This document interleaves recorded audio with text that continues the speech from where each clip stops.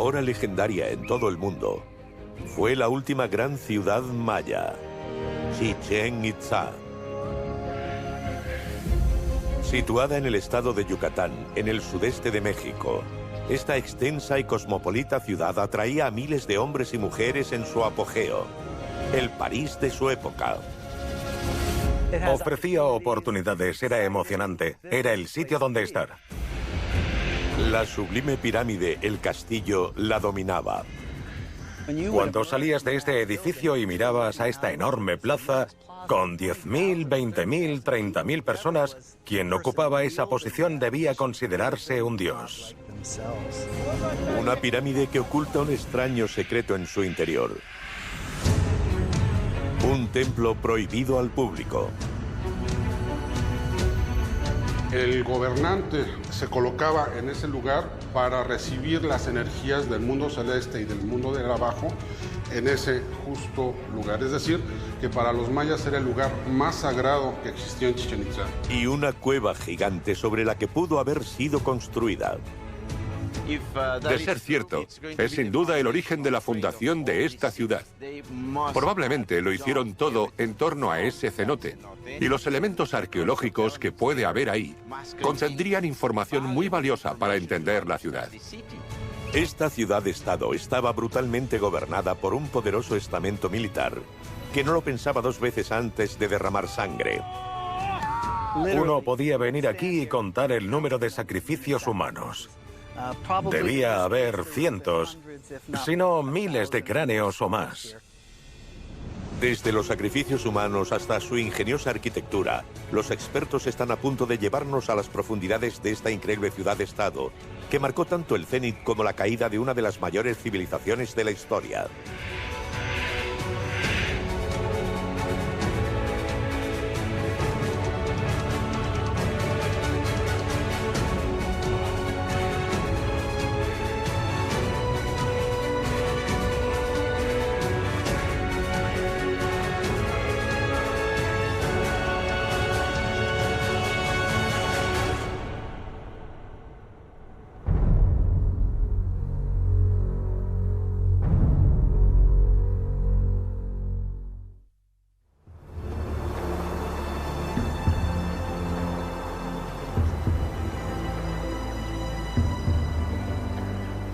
En el siglo XI después de Cristo, en el sudeste de México, Chichén Itzá ha alcanzado su apogeo. Es la ciudad maya más poderosa de toda Mesoamérica. Construida en el corazón de la selva, la ciudad se extiende a lo largo de 3 kilómetros. Incluye decenas de fastuosos monumentos. Entre ellos se encuentra el castillo, una pirámide de 30 metros de altura dedicada al poderoso dios serpiente Kukulcán. Representa el centro religioso de la ciudad. Al norte se encuentra el gran juego de pelota, una cancha de 170 metros de largo donde dos equipos compiten como parte de sangrientos rituales. Por encima de los árboles se alza el caracol, uno de los primeros observatorios construidos por la humanidad. Su singular arquitectura permite hacer mediciones increíblemente precisas de los movimientos de las estrellas. Y por último, el Templo de los Guerreros, con su inmensa galería de 200 columnas, sede de los señores gobernantes de Chichén Itzá. Es una ciudad cosmopolita de casi 50.000 habitantes, considerada el París de la época. Una ciudad realmente única que esconde un mundo de misterios en su interior. Está construida sobre una red de túneles que abarcan kilómetros y cuevas tan profundas que incluso el oxígeno escasea.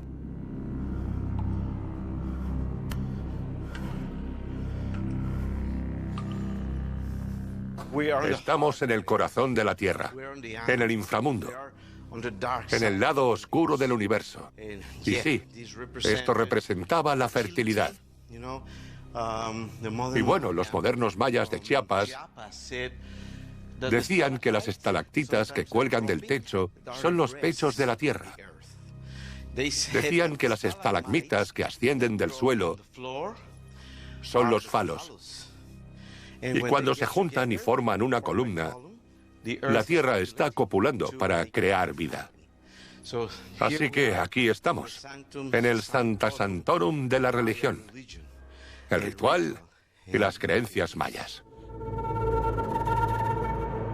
Si Chichén Itzá se construyó sobre cuevas, es porque éstas eran esenciales para los mayas. A sus ojos, representaban el mundo de los muertos y a la vez eran fuente de vida. Eran el escenario de sus sangrientas ceremonias y los sacrificios humanos en los que los sacerdotes usaban hojas de obsidiana para sacar el corazón de sus víctimas y satisfacer a los dioses, asegurando así la prosperidad de la ciudad.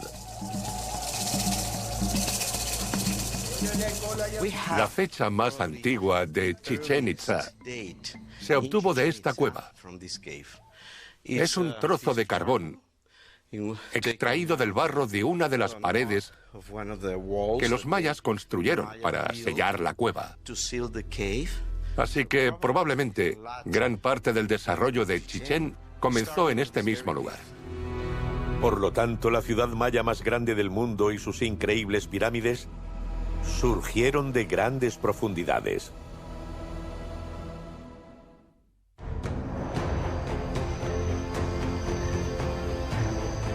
En el año 500 después de Cristo, en el corazón de la selva de Yucatán, un territorio salvaje y virgen, los hombres construyeron las primeras cabañas y dieron nombre a su nuevo poblado, Chichén Itzá. Nadie sabe de dónde procedían estos primeros habitantes, pero formaban parte de la poderosa civilización maya, cuyas ciudades florecieron desde las tierras altas de la costa del Pacífico hasta las orillas del Mar Caribe. Mientras tanto, al oeste, el altiplano mexicano estaba dominado por la ciudad más poderosa de Mesoamérica, Teotihuacán. La decisión de construir una ciudad aquí no fue casual.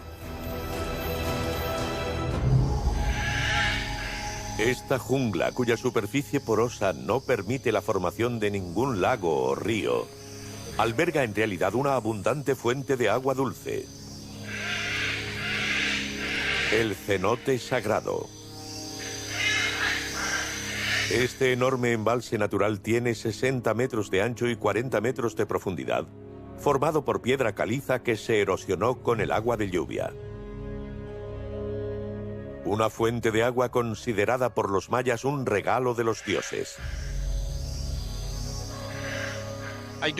Yo creo que los primeros constructores de Chichén Itzá vinieron aquí por los cenotes. Y este en concreto es el más importante y sagrado de los cenotes del territorio maya. Podría considerarse la madre de todos los cenotes, si hablamos de ritualidad, si hablamos de cosmogonía. Este cenote se usaba para hacer ofrendas a los dioses. Muchas de las ofrendas que se han encontrado dentro del cenote sacrificial provenían de ciudades de las tierras bajas centrales, por lo que es muy probable que la gente fuera a Chichén Itzá de peregrinación. Peregrinos que aumentarían la población de Chichén Itzá. Y eso no es todo, porque a 700 kilómetros, una terrible sequía azotó las llanuras mayas. Tikal, Caracol y Palenque, grandes ciudades con decenas de miles de habitantes, vivieron un éxodo masivo. Sus todopoderosos líderes no pudieron calmar la ira de los dioses. En arqueología, sabemos que las comunidades, ciudades y pueblos no duran para siempre. Así que tal vez esta gente se tuvo que ir y establecerse en un lugar nuevo. Por ello vemos un aumento poblacional en todas las ciudades y comunidades de Yucatán en general, durante el periodo de 700 a 800 y 900. Chichén fue uno de estos lugares. Con las grandes ciudades desmoronándose en el sur y dado su cenote sagrado, todo estaba a favor para que Chichén Itzá se convirtiera en una ciudad importante. Cuando un nuevo orden comenzó a tomar forma, empezó a labrar su camino hacia la cima.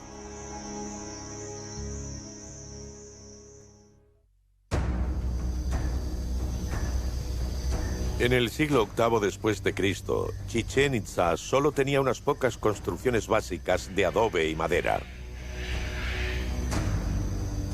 La competencia era feroz. Uxmal, a 130 kilómetros al oeste, iba en cabeza. La ciudad había emprendido un ambicioso plan arquitectónico. Se construyeron templos, palacios y pirámides para asegurar su supremacía local. En la batalla por ser la mejor, Chichén Itzá no tenía elección. Debía empezar a construir. La arquitectura monumental es algo que hacen los seres humanos. Refuerza la ideología religiosa, refuerza nuestra identidad como personas, pero también muestra nuestra capacidad para construir estas cosas, la energía para hacerlo, el poder económico para hacerlo y, por supuesto, el poder del Estado para crear este tipo de construcciones.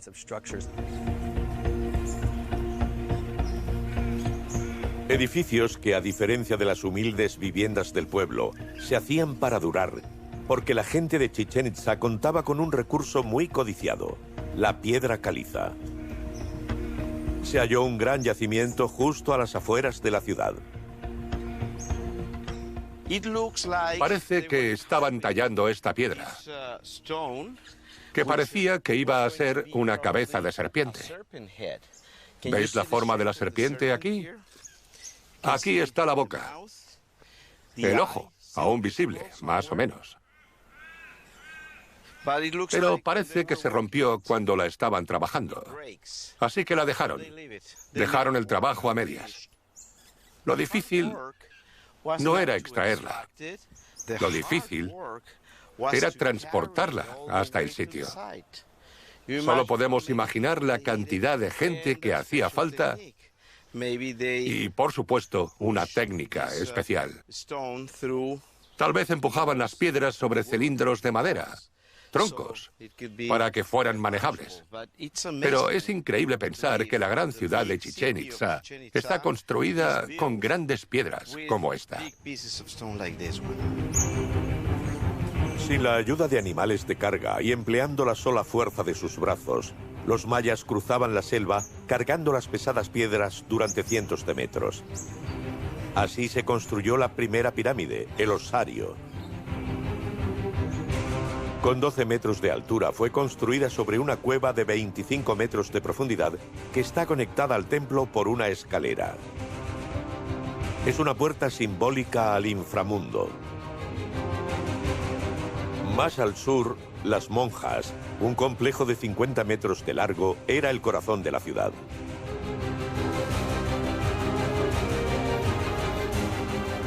Su nivel superior albergaba apartamentos privados reservados a la élite con habitaciones largas y estrechas.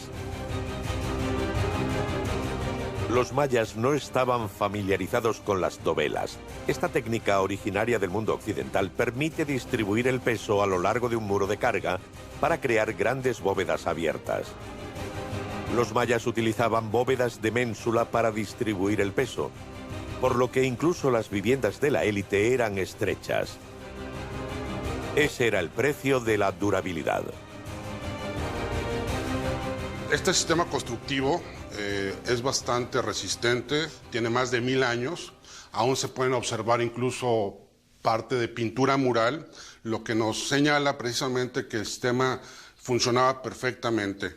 Quizás si hubiera evolucionado un poco más hubieran llegado a la solución arquitectónica como en Occidente. Debajo, los edificios con impresionantes fachadas esculpidas de estilo Puuc, característico de la región, bien pudieron albergar a los miembros más poderosos de la ciudad. Sobre la puerta hay una especie de anillo solar emplumado que rodea a un individuo y que probablemente era un personaje de alto rango o uno de los reyes de Chichén. Así que el señor se sienta en su trono o en ese círculo de plumas que simboliza la entrada al inframundo o una montaña sagrada. Un gobernante utilizó las monjas como palacio. El frontón de una de las puertas tiene inscritos jeroglíficos mayas que proporcionan valiosas pistas sobre su identidad. Era muy común en la zona maya que los edificios o algún cuarto llevaran la firma, la huella de quién lo había mandado construir o quién había hecho alguna ceremonia importante. Parece ser que todo apunta a que es uno de los grandes personajes de Chichén Itzá, conocido como Cucú Pakal. Cacu Pakal, el primer gobernante de Chichén Itzá.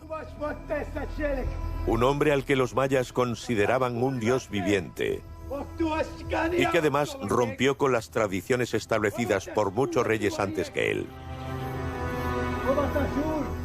Parece que Cacu Pakal compartía el poder con su medio hermano Inil Copol y probablemente diferentes miembros de la familia. Eso pudo ser una reacción a la experiencia del colapso de la realeza dinástica en las tierras bajas mayas del sur. La gente no quería cometer el mismo error y otorgó el poder a varios individuos en vez de a uno.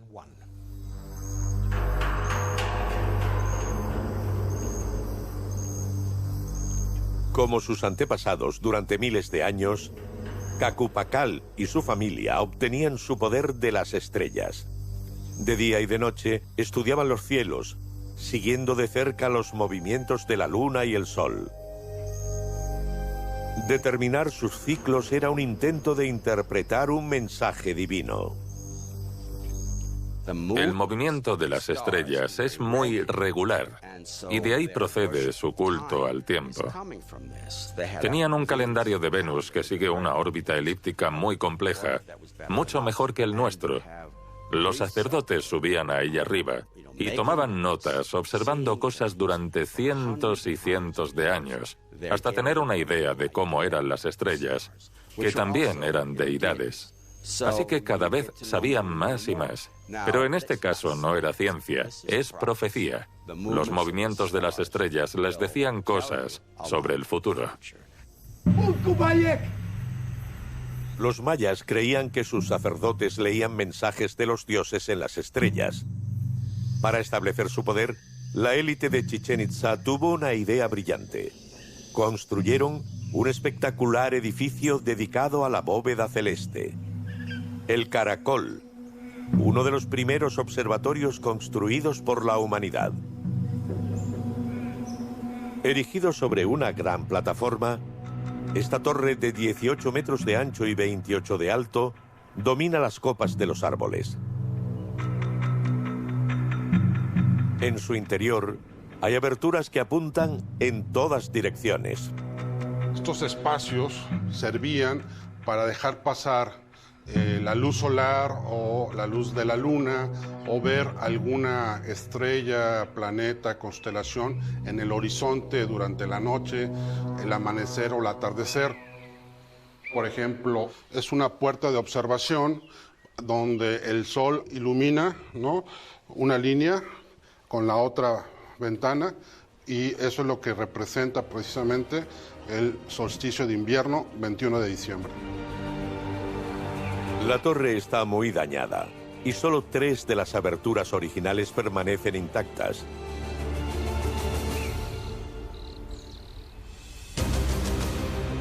La primera está alineada con el sur astronómico. La segunda con la puesta de la luna el 21 de marzo. Y la tercera está orientada a la puesta del sol en los equinoccios de otoño y primavera, así como a la posición más septentrional de la estrella más sagrada en la cultura maya, Venus. Se ha debatido mucho sobre que los mayas libraron la guerra de las galaxias original porque utilizaban a Venus para predecir cuándo ir a la guerra o cuándo no. Venus no era la diosa del amor, sino un símbolo de la guerra. La observación era más que una forma de admirar la belleza del cielo. Lo hacían para controlar a la gente, controlar la política, controlar el sistema religioso, y por eso era una herramienta poderosa. A ambos lados de la torre, 2 zanjas trazan su curva.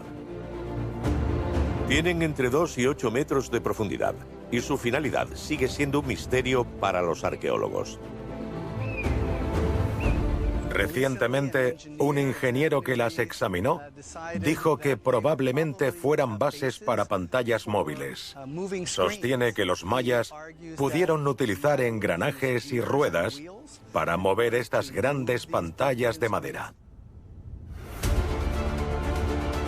Es posible que estas dos pantallas se activasen cuando era necesario. Mover las pantallas habría permitido unas observaciones más precisas en comparación con mirar a simple vista. De ser así, eso les habría proporcionado una extraordinaria capacidad de observación astronómica. Por supuesto, no son más que especulaciones. No hay nada publicado o escrito por los arqueólogos. Sin embargo, esas zanjas o esas áreas existen y se necesita una explicación. Con su observatorio maya, único en su género, y sus fastuosos monumentos, Chichén Itzá ascendió rápidamente al poder en menos de un siglo. Pero le faltaba un componente esencial de desarrollo: el control de las valiosas rutas comerciales. Por ello, los señores lanzaron una ofensiva contra el norte, cerca de la ciudad portuaria de Isla Cerritos. Chichén invirtió no solo aquí, sino en una zona mucho más amplia para el desarrollo y control de su comercio. Y no podría haberlo logrado sin acceso a la costa. Creo que eliminaron a la competencia y obtuvieron el control de todas las rutas comerciales. Me refiero a que era un estado depredador que saqueaba, se hacía con botines y todo eso. Pero si vemos lo que sucedió en ese periodo posterior, un periodo no muy largo, nos damos cuenta de que en realidad estaban desarrollando un imperio comercial. Sus conquistas permitieron a Chichén Itzá controlar un territorio de 100 kilómetros y le dieron acceso directo al mar y a un recurso estratégicamente valioso: la sal.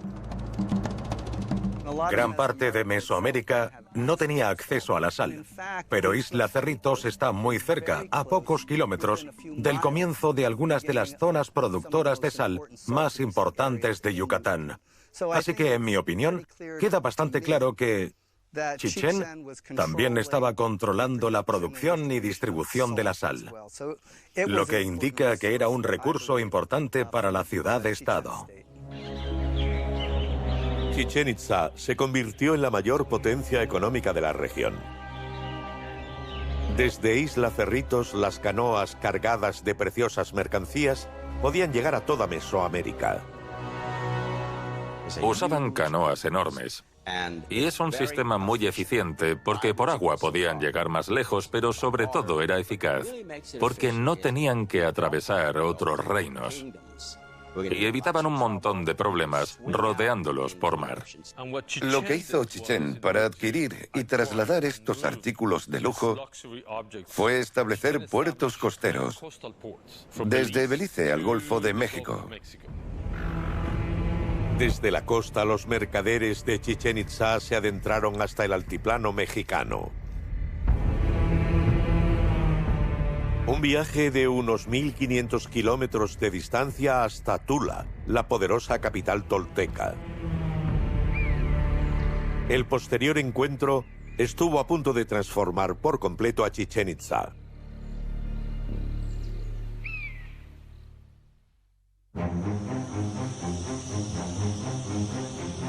A finales del siglo IX, la influencia de Chichén Itzá había crecido tanto que miles de personas emigraron a la poderosa ciudad desde todos los rincones de Mesoamérica.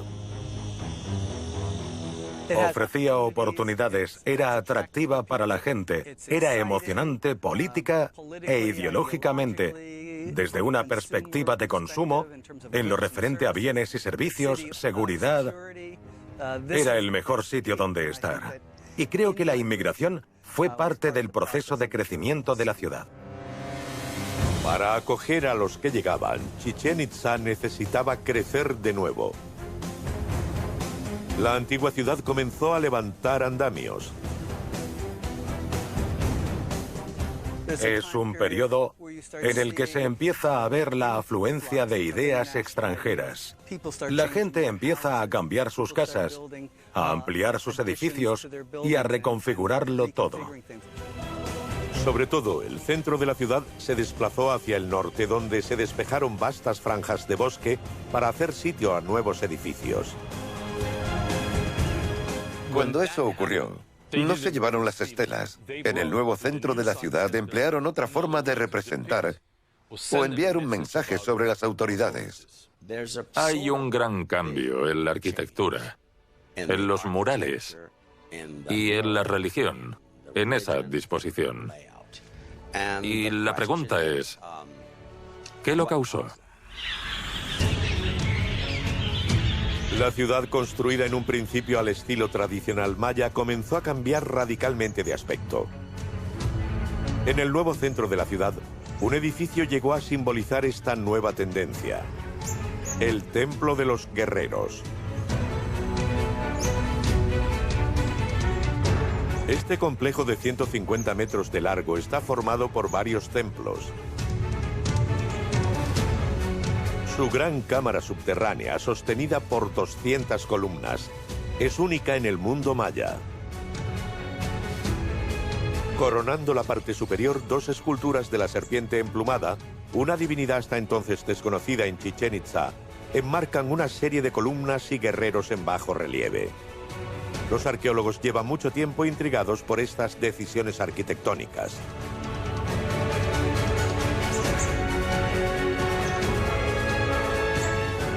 La estructura de la plataforma, la escalera central, el uso de columnas en el frente, este espacio abierto, las representaciones de Venus, las serpientes emplumadas, todo eso es parecido a lo que vemos en Tula.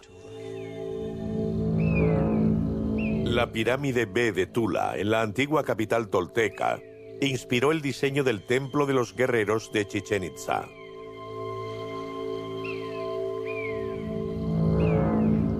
Si se comparan los planos de ambos edificios, se observa una estructura casi idéntica.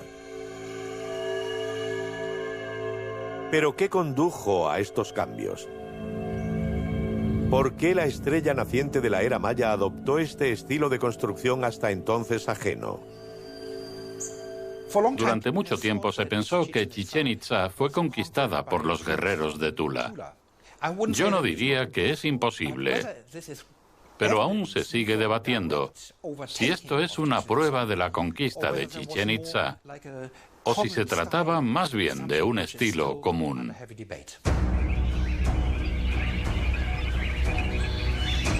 Hubiese una invasión tolteca o no, no cabe duda de que las dos ciudades estaban estrechamente relacionadas. Chichén Itzá adoptó los códigos de su distante pariente mexicana. Un cambio de estilo que coincidió con la muerte de Cacupacal y una profunda reorganización del poder en la ciudad maya. Hay un cambio claro en la organización política. Ya no se venera a un rey divino, sino que se venera a los guerreros. Así que probablemente fuera un lugar al que acudían diferentes grupos sociales, diferentes sociedades guerreras a interactuar, a llevar a cabo sus asuntos oficiales. Y es posible que aquí los jóvenes tuvieran oportunidad de demostrar públicamente su destreza y habilidad militar. Así que de alguna manera, creo que este era un lugar donde la gente podía aumentar su estatus social mediante la participación. El Templo de los Guerreros se convirtió en el símbolo de los nuevos señores de Chichén Itzá. Un poderoso estamento de soldados que planeaba imponer su voluntad sobre la ciudad y más allá. Antes admirada, Chichén Itzá era ahora temida. El poder militar era mucho más importante en Chichén que en otros centros mayas y más organizado. Estos son templos de corporaciones guerreras, como sindicatos.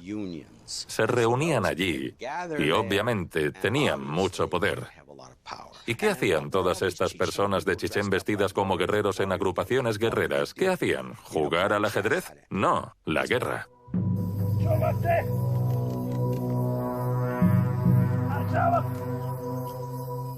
Lo que hacían, en esencia, era construir un orden militar con el fin de cumplir con la agenda sociopolítica del Estado. Y parte de esa agenda era combatir contra las comunidades locales, aterrorizarlas, traer tributos de otras ciudades y comunidades del entorno, expandir su poder. El poderoso ejército de Chichén Itzá doblegó a las ciudades vecinas a su voluntad. Exbalam y Uxmal fueron conquistadas. Los pocos supervivientes fueron conducidos a la ciudad. Encerrados en celdas, esperaban a ser sacrificados. No muy lejos había otro edificio prominente y muy visible. El Zompantli, adornado con miles de cráneos tallados. Hay palos atravesando los cráneos, lo que indica que estaban dispuestos uno encima del otro. Así que esto es en realidad una plataforma o una base sobre la que habría una gran estructura de madera que a su vez estaría llena de cráneos humanos. Los prisioneros no tenían que esperar mucho. Uno tras otro eran ofrecidos a los dioses. Eran decapitados rápidamente y sin ceremonia. En estos edificios había individuos que llevaban cabezas como trofeos. Se podía ver a los guerreros sosteniendo las cabezas y luego probablemente las exhibían aquí. También hay representaciones de águilas y jaguares sosteniendo corazones humanos, lo que sugiere que parte del ritual implicaba extraer el corazón de estas víctimas. Así que el sacrificio humano era una operación a gran escala. Quienes venían aquí, residentes o visitantes, podían ver, en medio de Chichén, una clara representación del poder del Estado. Uno podía venir aquí y contar el número de sacrificios humanos. Debía haber cientos, si no miles de cráneos o más. Un espectáculo macabro destinado a recordar a todos el fin que aguardaba a los enemigos de Chichén Itzá y que una vez más tenía origen mexicano. No hay zompantlis en todas partes. Son bastante raros en las tierras mayas. El zompantli es un símbolo de sofisticación. Distingue a Chichén de otras ciudades mayas porque representa el culmen de esta cultura internacional. Aquí se produjo una internacionalización. Pero un reino de terror no era suficiente. En esta ciudad cosmopolita en la que se mezclaban culturas y lenguas, todo el mundo tenía que estar de acuerdo. Para ello, ¿qué mejor que un nuevo lugar de culto? Dominando la plaza principal, una pirámide de 30 metros de alto y 55 de ancho, se convirtió en el nuevo centro religioso de Chichén Itzá. El castillo, un edificio al servicio del poder. Imaginadlo como un teatro.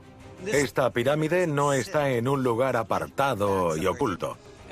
Esta escalera es impresionante porque cuando salías de este edificio y mirabas a esta enorme plaza, tenías a 10.000, 20.000, 30.000 personas esperándote.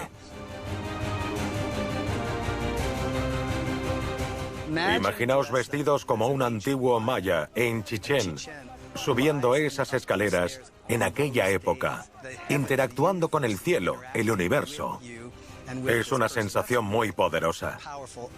La persona que ocupaba ese cargo de autoridad debía sentirse muy cerca de los dioses si es que no se consideraba a sí mismo un dios.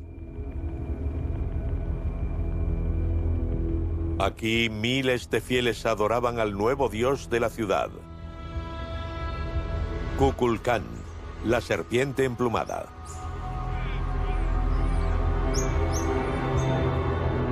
Se creía que este ser de origen mexicano era el mensajero de los dioses y la fuente del poder absoluto para quien supiera escucharlo. De todas las deidades mesoamericanas, Kukulcán es con mucho la más enigmática. Algunos lo veían como un ser sobrenatural, mientras que otros creían que era un hombre de carne y hueso. Entre el mito y la realidad, la verdadera naturaleza de este dios serpiente parece haberse perdido en la bruma de la historia. ¿Existía Kukulcán? Yo diría que sí. Era una mezcla de ser humano y divinidad. La clave es dónde termina la influencia humana y dónde aparece esa figura divina. Una de las cuestiones que rodeaban la relación entre Chichén y Tula era la idea de que la serpiente emplumada de los toltecas era una persona que en algún momento dejó Tula y se vino al sur, a Chichén, y fundó la ciudad. Ahora, la mayoría de nosotros ya no lo creemos. La razón por la que Kukulcán se convirtiera en una deidad tan importante tiene que ver con la relación con México. Allí era muy importante. Puede que fuera una deidad considerada líder de los extranjeros o de alguna manera asociada con los extranjeros que llegaron a Chichén Itzá. Al dedicar el castillo a Kukulcán, la élite de Chichén Itzá forjó un poderoso vínculo entre los mayas y las comunidades del centro de México, dando lugar a una era de paz social. El castillo se convirtió así en el lugar más sagrado de la ciudad, conectado con la estrella más sagrada, el Sol. Este edificio no solo se asentaba en el entorno, sino que interactuaba con él, en concreto con el Sol. Por ejemplo, hay 91 escalones a cada lado, y con los de arriba son 365, así que es un espacio que representa el año. El ciclo solar forma parte del corazón del castillo. En los equinoccios de primavera y otoño, el sol proyecta una sombra sobre el pretil de la escalera del templo, revelando una serpiente hecha de luz. Un espectáculo mágico que marca el inicio y el final de la estación de las lluvias. En el transcurso del día, a medida que el sol se mueve, la parte delantera del pretil parece una serpiente ondulante. Por la mañana baja de los cielos y por la tarde vuelve a subir. Así que estos pretiles no son simplemente arquitectónicos, de nuevo tienen un significado cosmológico. Medir el tiempo está en la base de la cosmología maya. Y en Chichén Itzá, el castillo es la clave. En 1930, los arqueólogos hicieron un descubrimiento increíble. Al excavar este túnel a través del lateral del templo, descubrieron una segunda pirámide de 16 metros de altura y estructuralmente idéntica a el castillo. En su cima, en el vientre de la Gran Pirámide, había un templo excepcional prohibido al público.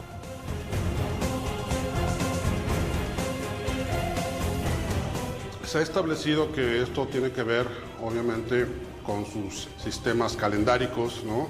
Cada 52 años le iban adosando algunas estructuras, posiblemente los mayas también lo hicieron así. En este momento nos encontramos en la segunda y muy posiblemente abajo de esto se encuentre la primera fase constructiva del edificio.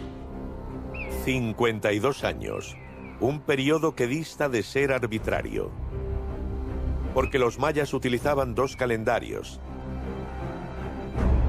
El Hab, compuesto por 365 días que simbolizan el ciclo solar.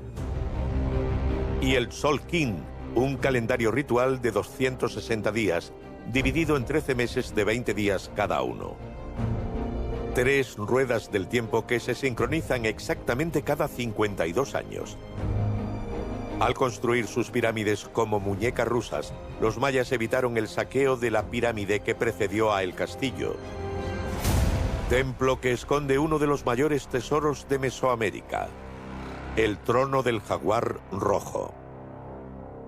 El jaguar es símbolo del inframundo. El gobernante se colocaba en ese lugar para recibir las energías del abajo y del arriba, ¿no? Es decir, del mundo celeste y del mundo del abajo, en ese justo lugar. Es decir, que para los mayas era el lugar más sagrado que existía en Chichén Itzá. Este espacio al cual únicamente tenía acceso el gobernante de Chichén Itzá. El eje vertical del castillo es el eje imaginario que une el reino de los cielos y el reino de las tinieblas. Es un lugar sagrado con una ubicación cuidadosamente elegida. El castillo se encuentra en la intersección exacta de los 4 cenotes que rodean la ciudad. El Sagrado en el norte, Xolok en el sur, Kanhuyun en el este y Oltún en el oeste. Es precisamente aquí bajo el castillo donde los arqueólogos están a punto de hacer otro descubrimiento increíble. Usando electrodos, descubrieron una cavidad de 20 metros de altura y 30 metros de ancho a solo 5 metros de profundidad. El castillo parecía estar construido sobre una enorme cueva. A pesar de que hay un hueco, a pesar de que hay un vacío, los mayas sabían que la corteza terrestre, que el suelo, podía ser más grueso en algunas zonas. Y puede que fuera así. Y creo que debe haber por lo menos 5 metros de lecho de roca. Y bueno, la mayoría de estos edificios se construyeron sobre huecos, sobre cavernas, y sabían que podían hacerlo aquí.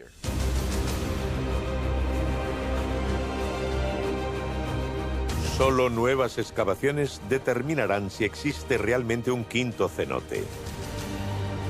Un descubrimiento que podría aportar nuevas y valiosas pistas sobre los orígenes de la ciudad. De ser cierto, y estoy convencido de que lo es sin duda el origen de la fundación de esta ciudad. Probablemente lo hicieron todo a partir de ese cenote, y los elementos arqueológicos que puede haber ahí contendrían información muy valiosa para entender la ciudad. Obviamente, sería genial que hubiera un cenote debajo de la pirámide. Eso significaría que este edificio se construyó sobre un portal directo al inframundo. No hemos visto el cenote todavía, pero el día que muestren fotos de ese cenote será todo un acontecimiento.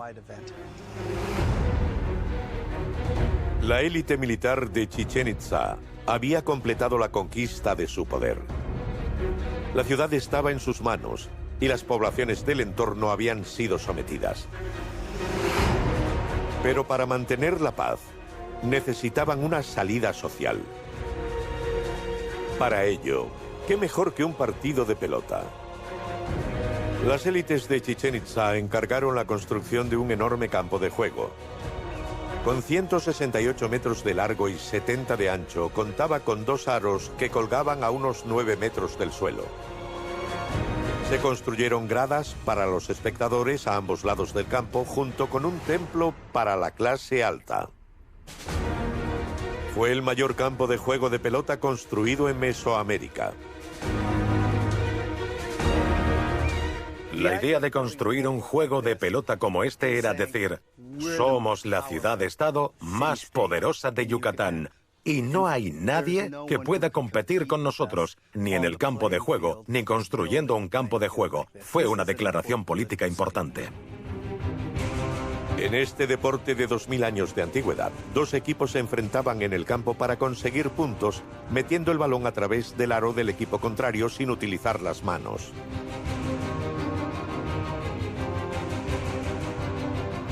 Los deportes son una forma de que la sociedad se relacione sin ir a la guerra. Puede competir en el campo de juego y creo que eso era lo que hacían aquí.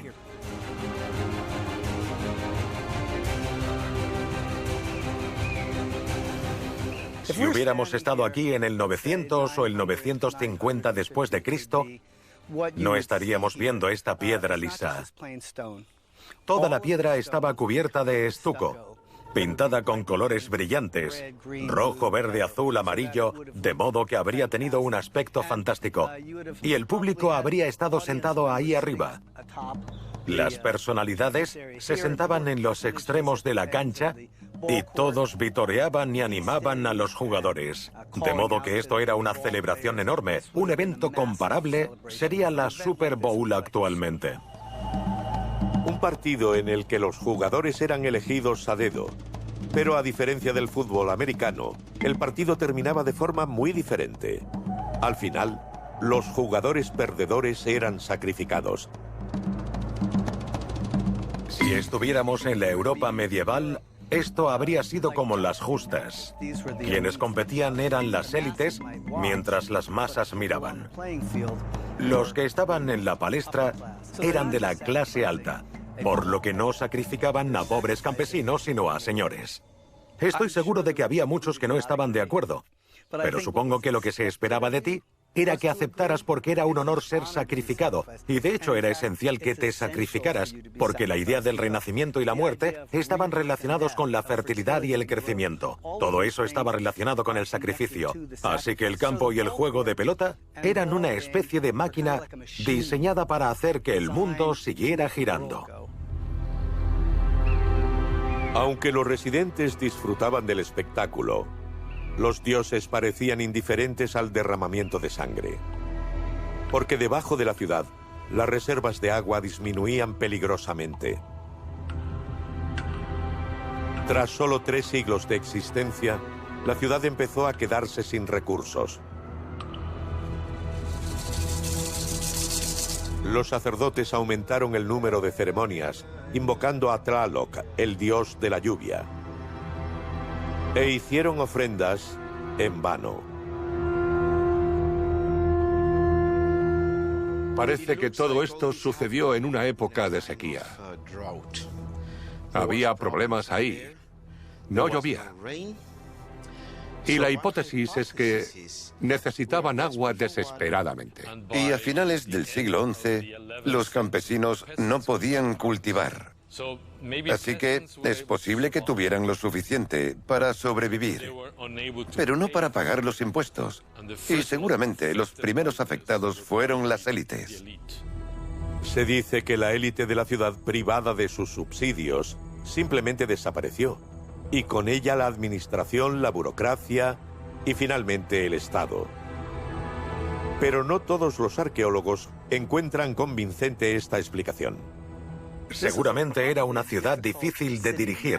Había muchas personas con muchos valores diferentes y normas distintas en comparación con cualquier otro centro maya. E intentar que todos permanecieran comprometidos y conectados al sistema pudo ser probablemente uno de los mayores desafíos a los que se enfrentaron. Podríamos compararlo, por ejemplo, con la Unión Soviética. No hubo guerra, no hubo calamidades, no hubo extraterrestres, no se estrelló ningún cometa y simplemente se derrumbó. Los sistemas pueden caer sin que haya grandes eventos catastróficos. ¿Fue Chichén Itzá víctima de un suceso climático desastroso o se derrumbó bajo su propio peso? Nadie lo sabe. Una cosa es cierta. La poderosa ciudad maya nunca ha dejado de fascinar a quien ha tenido la suerte de admirar sus templos.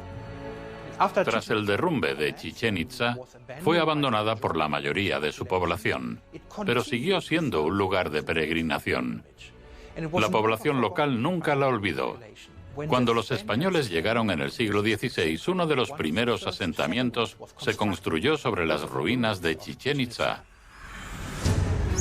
Y así, la historia de la última gran ciudad maya llega a su fin. Una ciudad extraordinaria que marcó el cénit de una civilización de 4000 años, que sigue planteando muchas preguntas a los arqueólogos. ¿Quién sabe qué secretos enterraron los antiguos mayas en las profundidades de la ciudad?